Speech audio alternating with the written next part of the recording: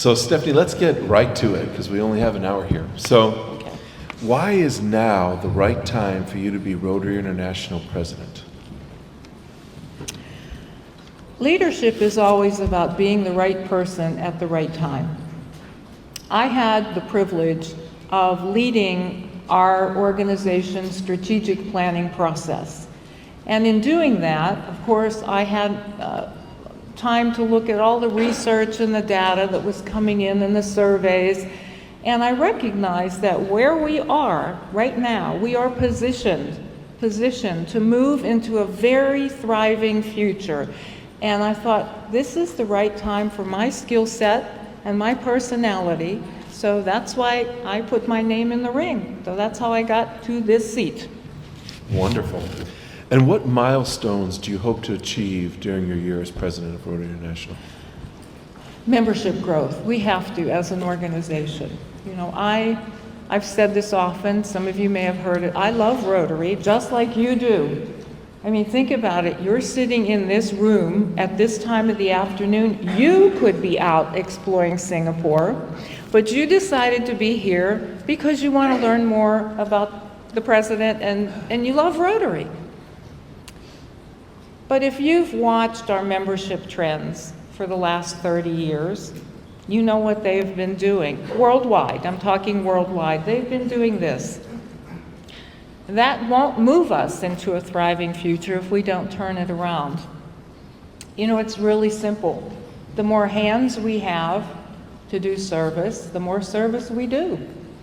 The more hands we have in Rotary, the more foundation giving comes in, and therefore the more projects we can do. So membership is really crucial. It's really what we have to focus on to move into that future. I look in the mirror every morning and I realize I don't have 30 years in front of me to do Rotary. But I see some faces here that do. And that makes me excited. That makes me happy.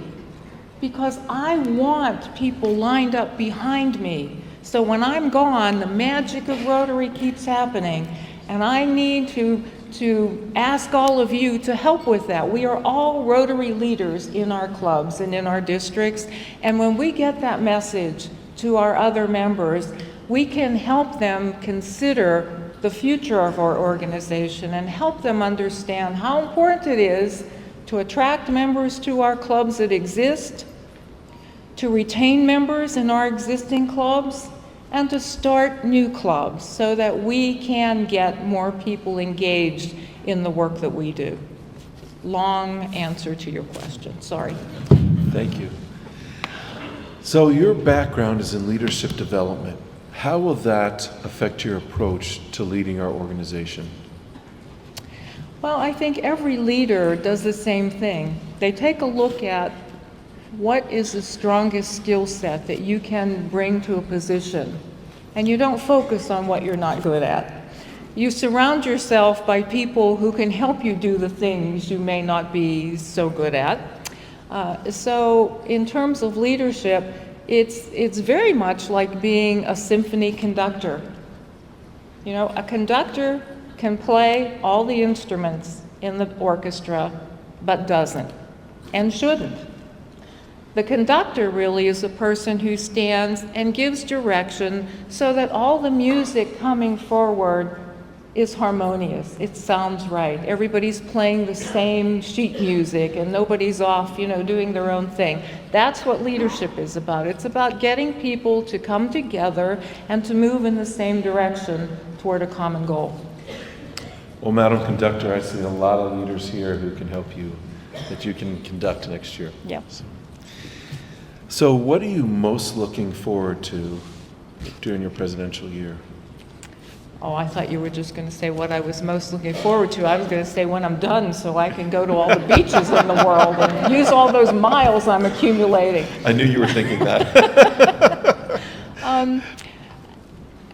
Well, honestly, the best part of this job is actually what I'm doing today, right now.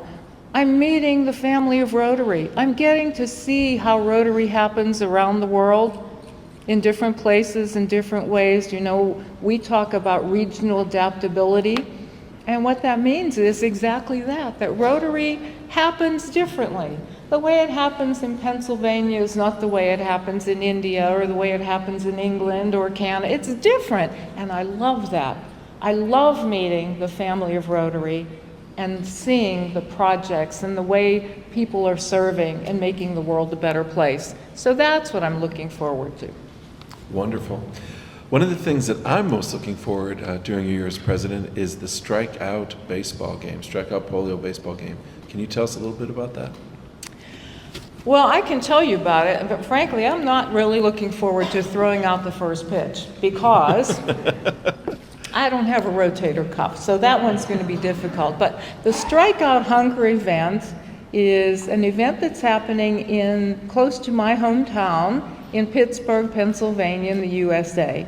And it is an effort by the Rotary Foundation to help raise money for polio eradication.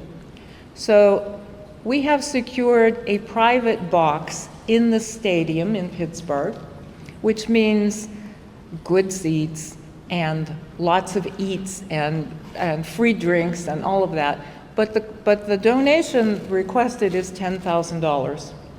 However, my district has also secured seats above the box and below the box at a much more reasonable amount of money, with still a donation going to the Rotary Foundation. So that event is targeted to help us raise funds for polio eradication. Now I have a two-part question for you. Complex Okay. question. What attracted you to Rotary? How did you first join, and how have you stayed motivated all these years? Okay, the first part, I think some of you may have heard this story before too. I've been in Rotary since 1991. What happened was I became single again, and you know when you're married, you do married things together. You go on vacation together, you go out to movies together, you shop together, you go to Rotary conventions together. Well, I didn't have that anymore. So somebody walked into my office. I was working at a college, and she came to my desk and said, "Stephanie, would you like to go to a Rotary meeting with me?" And I looked at her and said, "What the heck is Rotary?" I had never heard about it because nobody in my family had ever been in a service club. So Eileen stood and gave me her elevator speech and talked about the wonderful things that Rotary did in the community and, you know, for youth. And then she talked about the international service, and I got really interested because when I was growing up, I wanted to be a spy. That's another story for another session. But I said, okay, I'll go to that meeting. So for me, it was very much the same as it was for Paul Harris. When Paul Harris started our organization, it was not to do service.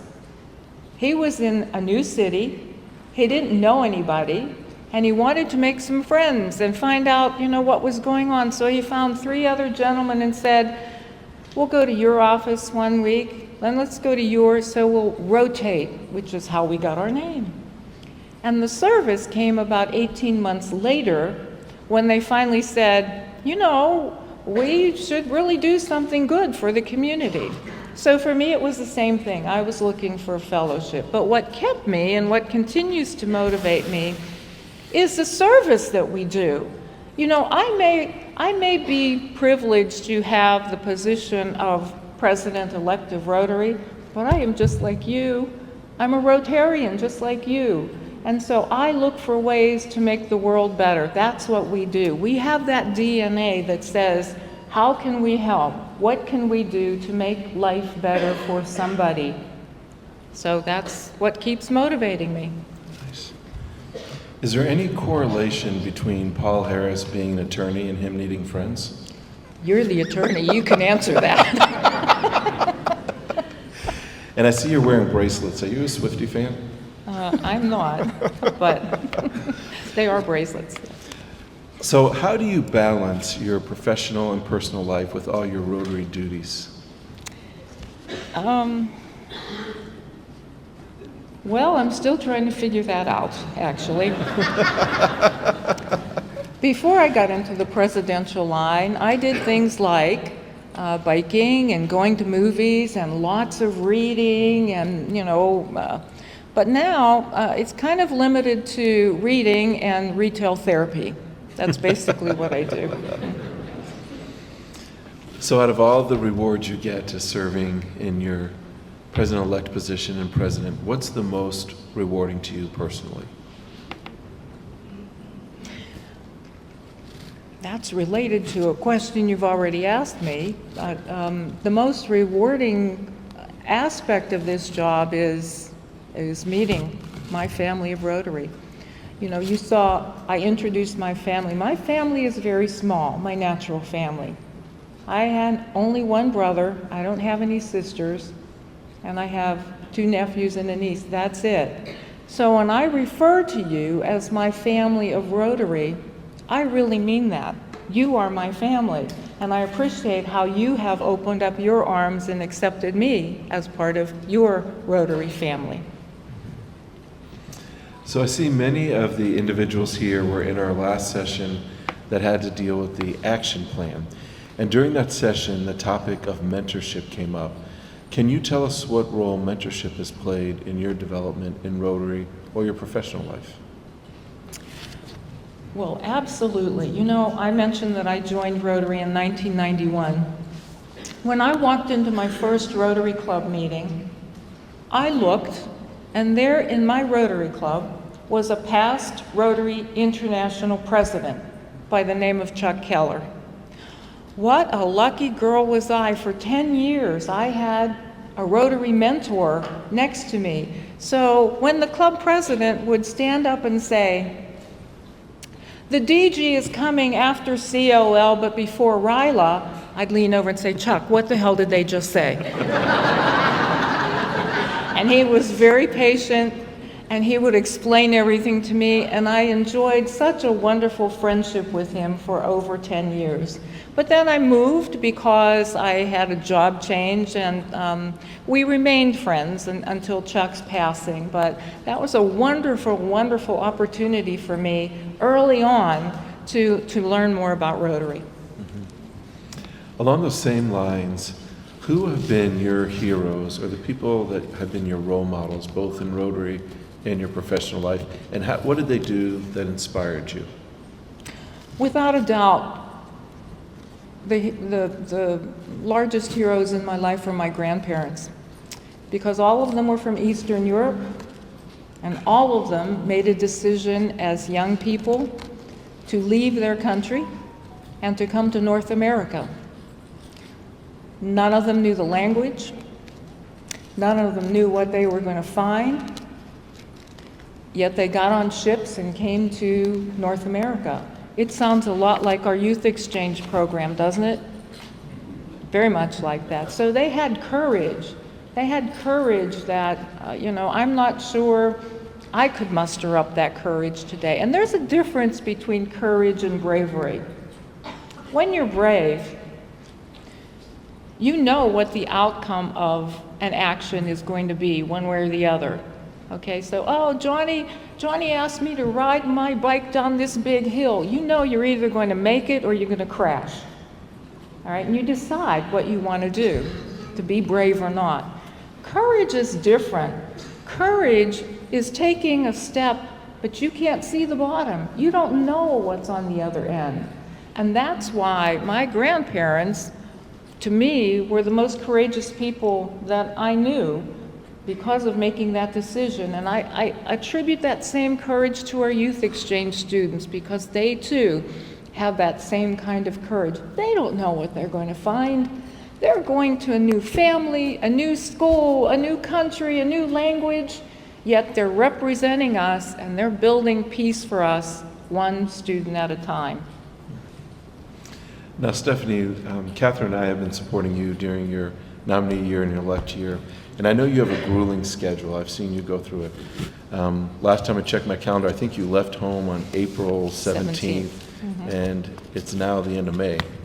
So tell us, what keeps you motivated? What gives you that energy to keep on going from early in the morning to late at night 7 days a week?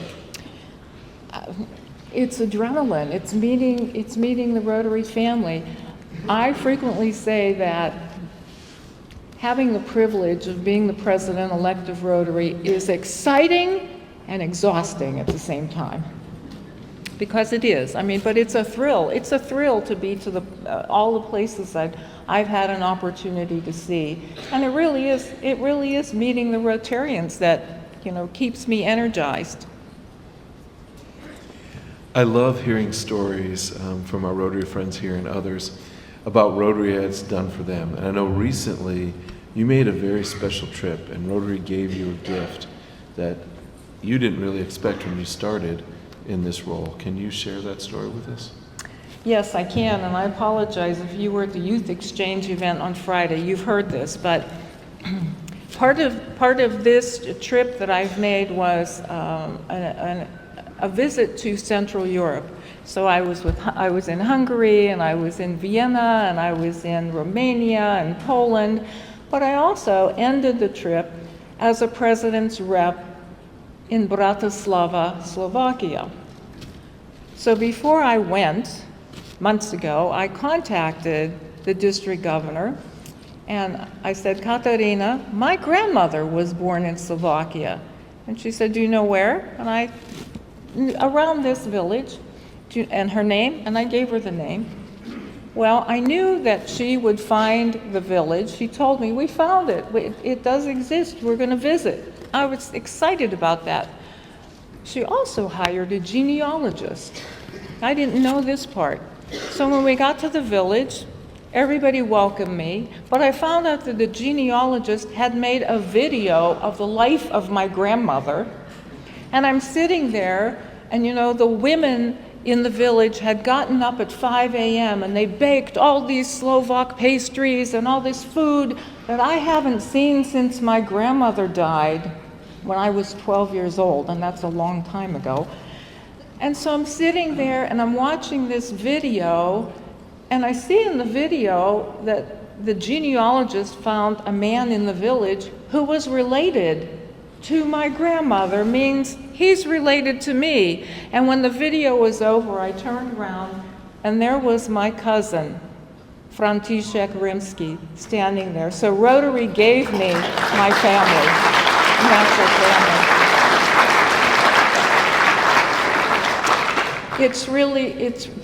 That was the magic of Rotary in action. That's really going to be hard to top. That was great. I heard Rotary's going to do a personal dues increase for you for that gift.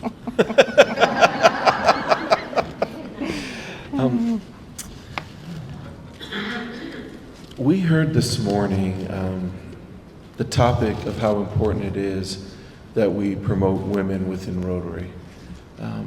Are you going to do anything special as being the second woman president? And I know you didn't get there because of that. You got there because of your skills, but do you have anything planned to do anything different to accelerate that goal? I feel the same way about that topic that past President Jennifer Jones does. I think both of us are in Rotary because of wanting to change the world and make a difference, not because we're female. However, having said that, I also recognize that as humans, we always look for people who look like us. And one of the things I am promoting is our strong efforts to get to diversity, equity, inclusion, and belonging. I often tell clubs, if you want to bring in a new young member, don't go and ask one young person to come into your club. Because if that young person comes in and everybody else is over the age of 65, that person's not going to stay. The same with women. Don't invite one woman to come in, because if there are no other women in the club, she's not going to stay. Same thing for men in an all-female club, usually. You invite one man who's going to look around and say, do I fit here? Do I belong here? So what I want to continue to embrace is our strong commitment to belonging. We want to create environments in our existing clubs and environments in our new clubs that make people feel like this is where I fit. this is where I should be. I understand that you speak, or at least understand, several Slavic languages. How will this help you in your position as president of our organization? It probably won't. Other than when I was in Central Europe, I was able to understand the Polish and the Slovak. They can't talk about me, I can understand, but I can't speak because when I was growing up, as I mentioned, all 4 of my grandparents were from Eastern Europe, but they were from different parts. So they started to talk to each other, but they ended up mixing up the language. So what I end up saying is, I know best my own language. So it's a little bit of Polish and a little bit of Slovak and a little bit of Ukrainian, but it's not correct in any of those cases. So if I speak when I'm in Central Europe, I think I sound like a hillbilly to them. So Stephanie, I heard you address a group earlier this week, and you talked about when you first joined Rotary, you jumped in with both feet. You were doing the newsletter within the first few weeks. You were president within the first year and a half. Is that your nature, or did you learn that skill? That's my nature. When something seems exciting and I see results, I typically will become totally committed and totally passionate about it. And you know, this is totally different than what General Secretary Hugo said to us today about saying no. I always say yes. I always say yes. I had a mantra when I was a young woman. I still have it. That life is always more interesting on the other side of a yes. Say yes and then figure it out. So I've always done that. Do you want to be club president? Yes. You want to be district governor? Sure. How about you want to run for director? Absolutely. Yeah. You interested in being a trustee? Sure. So I just always say yes and then figure it out. Now it has to be legal, of course. And you also have to figure out where it might unintentionally get you in trouble. I remember the first time I went to India on a national immunization trip. I called my mother the day before I left. And I said, "Mom, I'm going to India tomorrow." She went crazy. "What do you mean? How long have you known? Why didn't you tell me?" I said, "Mom, I've known for 6 months. If I told you 6 months ago, you'd worry for 6 months. Now you're going to worry for 12 days, and then I'm going to be back."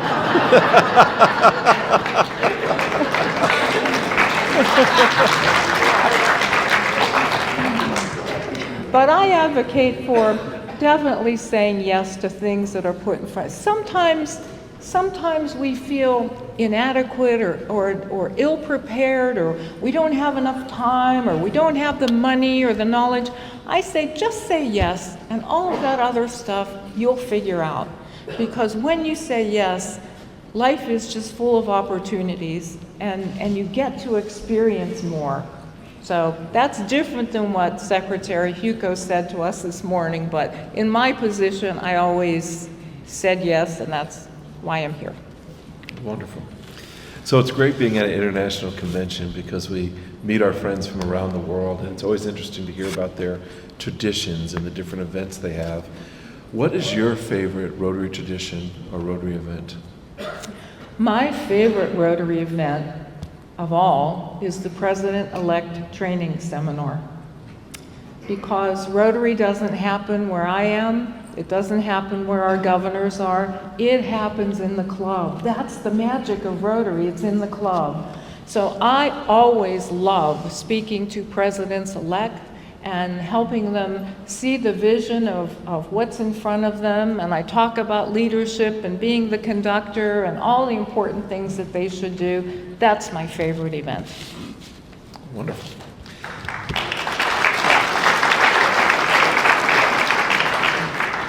Just like Secretary Hugo said, it happens at the club, so that's a very important event. Mm-hmm. What do you consider your greatest achievement?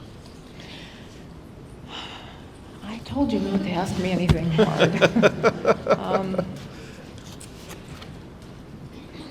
Well, I would say getting to the level I have in Rotary as president-elect is an achievement. It's probably this is the biggest thing I've ever done in my life. I've had many careers. I've been in entertainment as a singer. I've been in higher education as a dean of students. I've had a consulting business where I did training. This, by far, is the greatest achievement I've ever reached. Wonderful.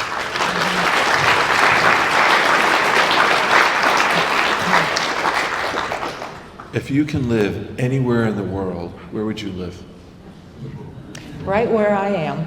Singapore? Right in Western Pennsylvania, because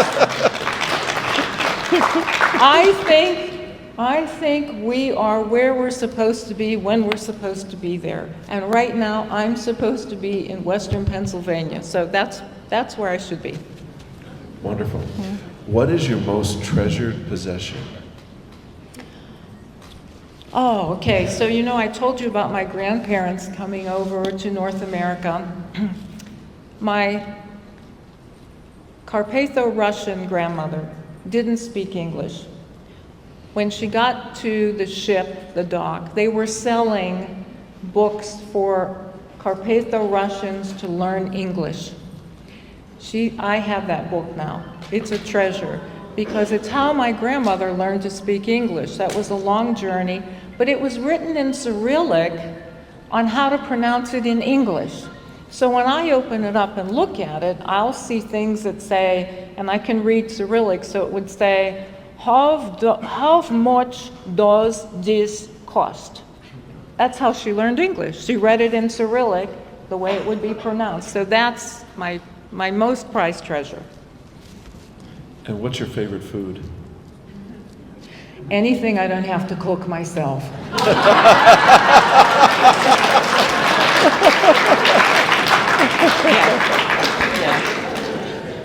That wasn't exactly what I wanted the answer to be, but...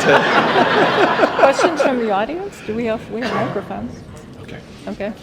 We're exactly halfway through, so what I'm going to do is Stephanie's going to stay here, if that's okay with her, and I'm going to walk around with the mic.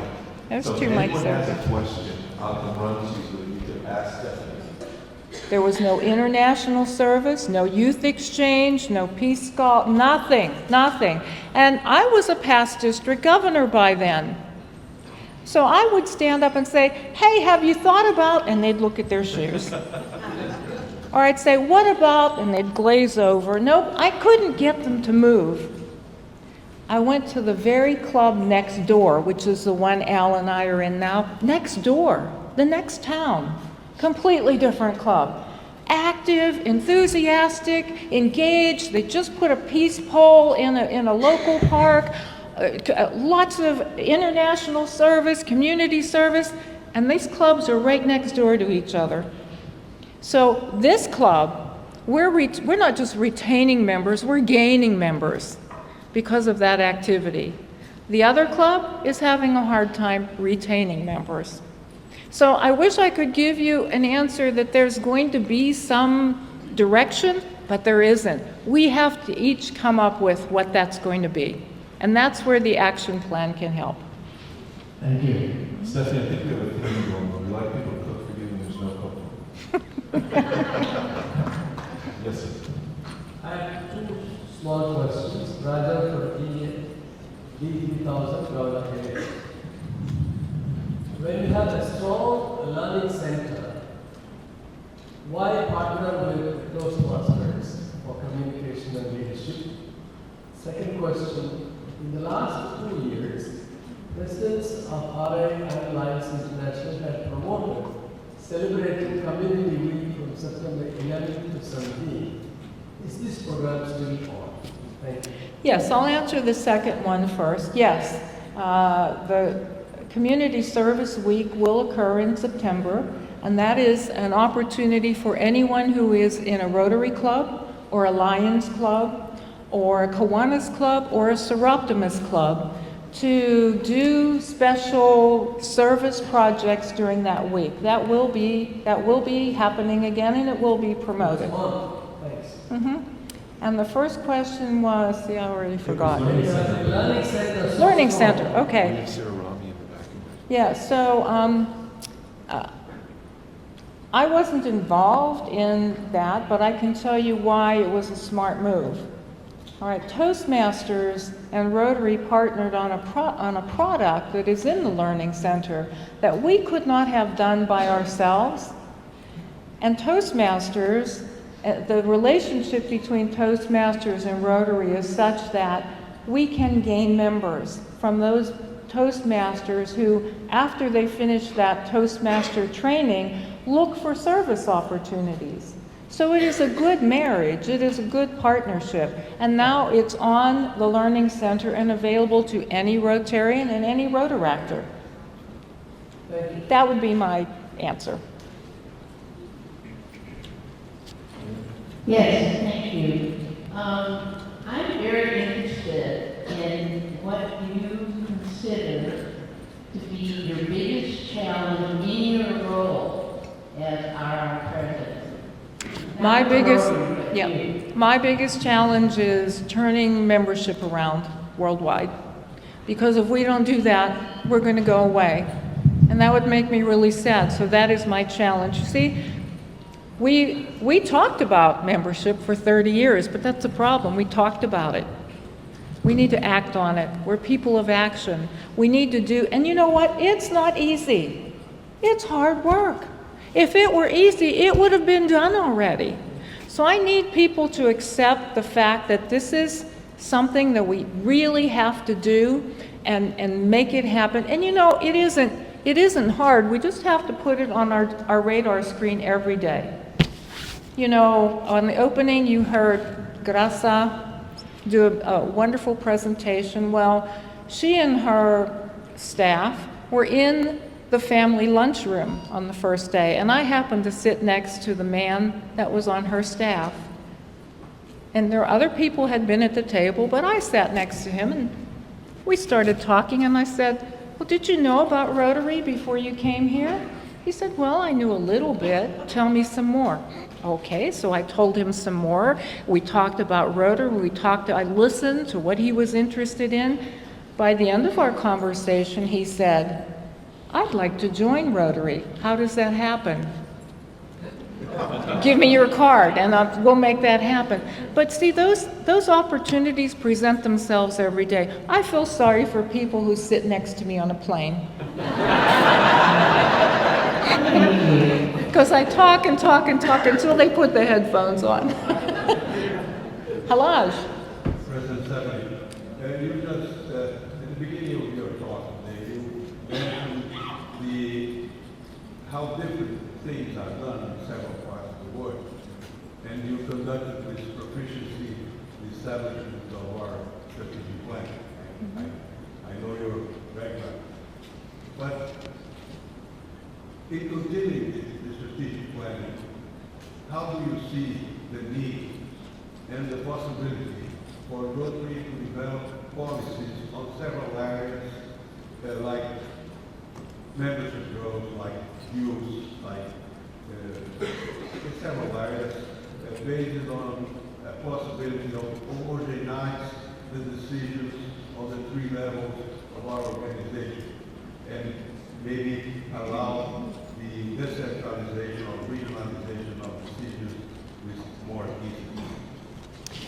Well, the action plan that was developed came from not the Strategic Planning Committee, not anybody at Rotary. It came from you, because the very first thing that was done was a survey of people around the world, in Rotary, out of Rotary, never in Rotary, alumni, Rotaractors, and we also did focus group study around the world. We did in-depth interviewing at all of our centers where staff are employed. All that information was collected, and there were over 1 million pieces of information. And that's how the strategic plan, the priorities of the strategic plan came into place. Now, what you see as a Rotary Club member are the 4 priorities of the strategic plan with some ideas about how your club or how your district can use it. What Rotary International saw was the 4 priorities of the plan with specific strategies for Rotary International and the Rotary Foundation to move forward. For instance, you all have heard about programs of scale. When I started in Rotary, we had matching grants, small money that you could go and do something wonderful, build a well or do something great, but there was not sustainability built in. Then we moved to global grants, which are larger and do have sustainability and community assessment and important aspects, but now we have something called programs of scale. That comes directly from the first priority, which talks about increasing our impact. Well, when you think about it, a program of scale is a $2 million project that is meant to have a huge impact in an area. The first one was to eliminate or reduce malaria in the entire country of Zambia. That's huge. So those priorities are not going to change. What may change are the strategies of how we get to them. So every 5 years, the Strategic Planning Committee will look at the strategies and see if we need to change something and go in different directions. The idea of regional adaptability is already on the table. It's already in the discussions. And so it will play a part in those decisions that affect the entire Rotary world. Our pin says Rotary International, and we recognize that, but we also recognize that there are some things that happen differently from region to region. So that idea is already on the table, and so we'll see as we move forward and we look at different strategies how that will play out. That's probably the best answer I can give you now. Jeff? Good afternoon. Thank you, Stephanie, for coming here. First, I have a little gift to you from our Heartland Pets. Tamara, stand up. She's my partner in leading this. And Okay. we gave each of our presidents this little notebook, and also, to do magic, you've got to have a magic wand.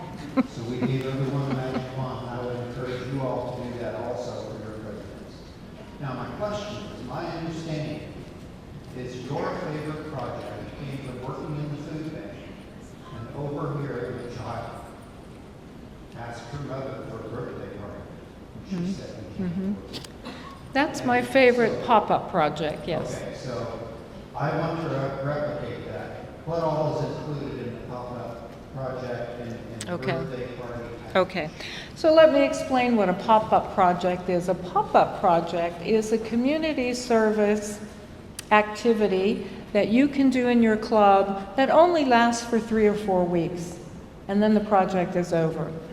And so Jeff is referring to something called the birthday bag project.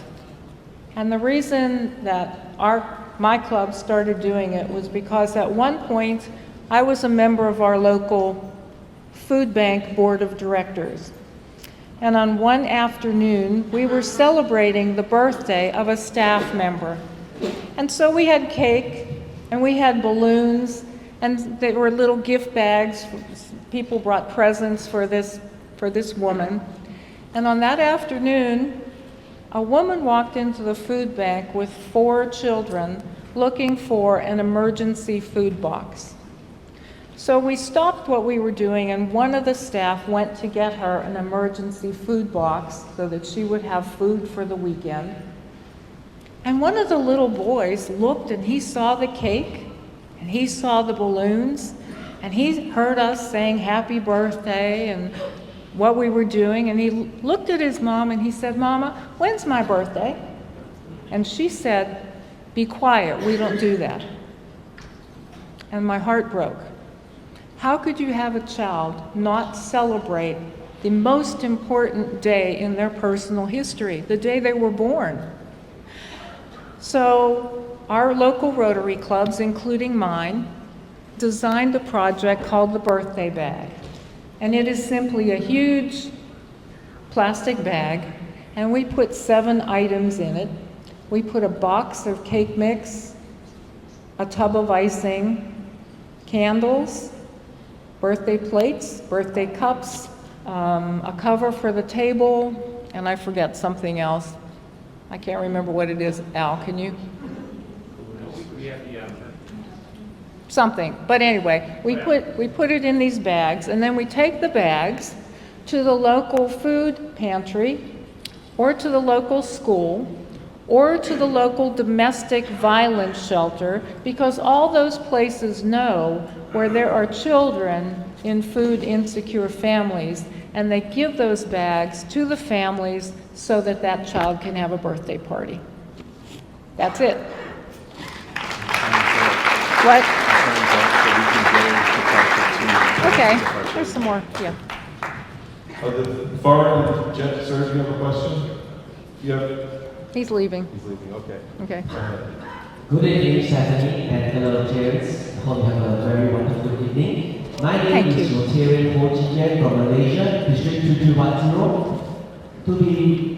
Just to report to you, Stephanie, I've joined Rotary for the past 10 years. So when I first joined, I was known for this posture. We are this close to eradicate polio, right? But after 10 years, I joined Rotary.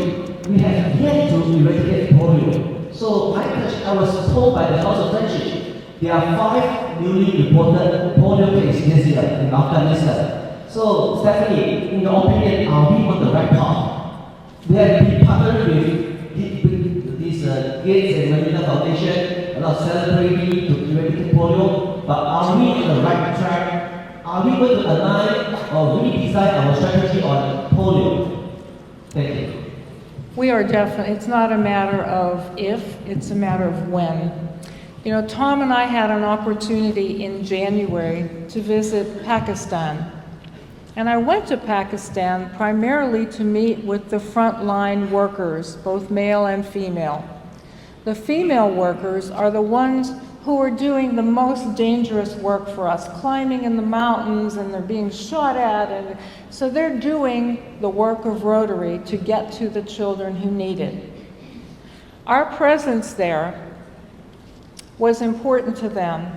We did a little ceremony for them, and they said thank you, and we are energized knowing that the world of Rotary has our back. But we also saw male workers, and their job was different. They were going on the highways at transit stops, because when buses have to stop, you know, the local police will go and check for contraband or whatever, but there are babies on the bus. So Tom and I both got to go inside the bus and watch, and we actually did one too, and the male workers immunize the babies on the bus every single day, 3,000 every day. So it is not a matter to me of if, it's a matter of when. Now, I have been in Rotary longer than you have. I've probably been in Rotary longer than you've been alive, but anyway. When I started, there were hundreds of thousands of cases of polio every year. And when you think that we're down to 5, what a massive achievement that is. Massive.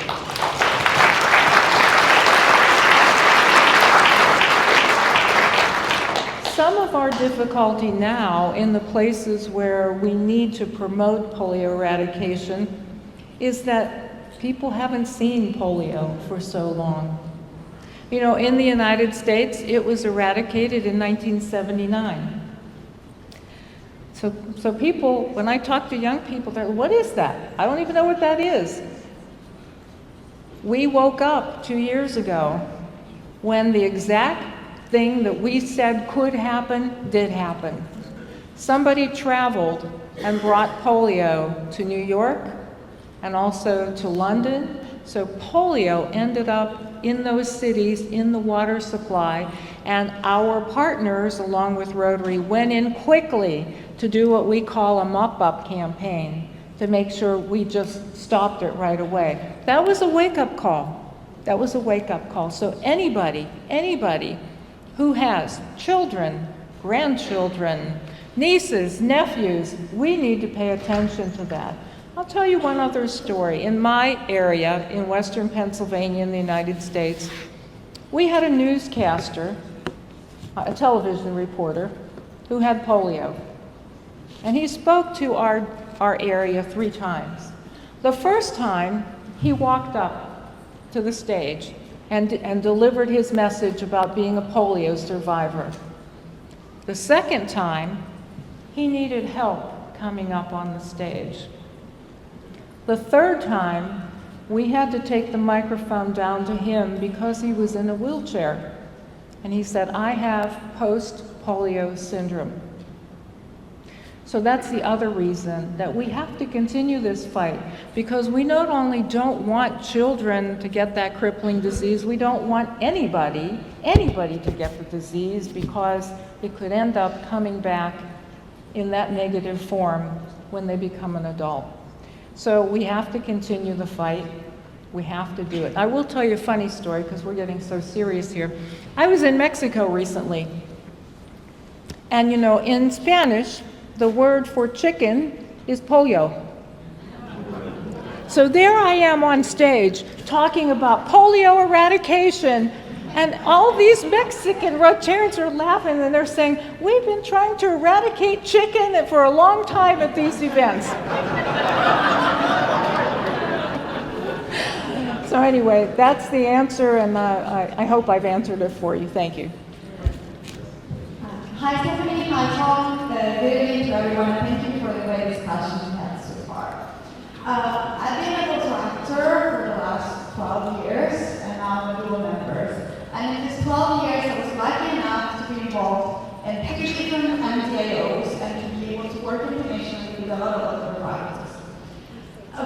From this perspective, I have, like, Rotary has done a lot to integrate, not only but integrate Rotary into, and young leaders into the leadership in every area. But even in the discussion we had with the other MDA leaders yesterday, we had a workshop with the staff to figure out how the integration is going. And there's areas in the world in which the integration is great, and other areas in which it's just a big of boxes, and other areas in this is not happening. Or it is happening, but with such a slow pace that by the time the integration is there, the young leaders today will be old leaders of another time. So, from your personal perspective, what is the advice you would give to the voter actors and young leaders in the less fortunate areas? And it's everywhere. It's not just specific geographical areas. Like it could be definitely in the global north as well, in Europe as well. What is your advice to those voter actors to keep your magic and hope ignited? Thanks. And may I record your answer to share it with them? Yes. So my advice to Rotaractors is the same advice I give to Rotarians. Folks, we need to get together. When I talk to Rotaractors sometimes, they say, oh, we don't want to work with those Rotarians, those fuddy-duddies. They don't know technology, they're old, they don't get us, they don't give us the right jobs to do. And when I talk to Rotarians, they say, oh, we don't want to work with those Rotaractors, they're wet behind the ears, they don't know, they're too young, they don't know anything. If we don't get together, we miss the opportunity for that reverse mentoring that I talked about. So that's the message that I have. But you also should know that I am very keenly aware of the pace of Rotary, which is, have you seen a turtle? Rotary does not move quickly, but we elevated Rotaract without figuring out how to do that. So now we're backtracking. There are very many things on my radar screen that we want to take a look at. And one of them is how to make it easier for Rotaractors to transition into Rotary. That is on my radar screen. So hopefully that is something that, you know, we will work on next year and get that done. We need to do that. You get us. You're our future. I mean, that's you know, one of the best things that we have going for membership growth and potential is our Rotaractors. So that's my answer, quick. So we have reached the 5 o'clock hour. Stephanie's agreed to stay for a few more questions, but if you need to go, just know that in the mobile app, there's a place that you can actually give an evaluation of this session, and we very much appreciate all of you coming. You spoke about the aim at Rotary national level to work on a sustainable program. Thank you. It falls under the umbrella of continuity. Continuity means more than continuity in leadership. It means continuity in programming as well.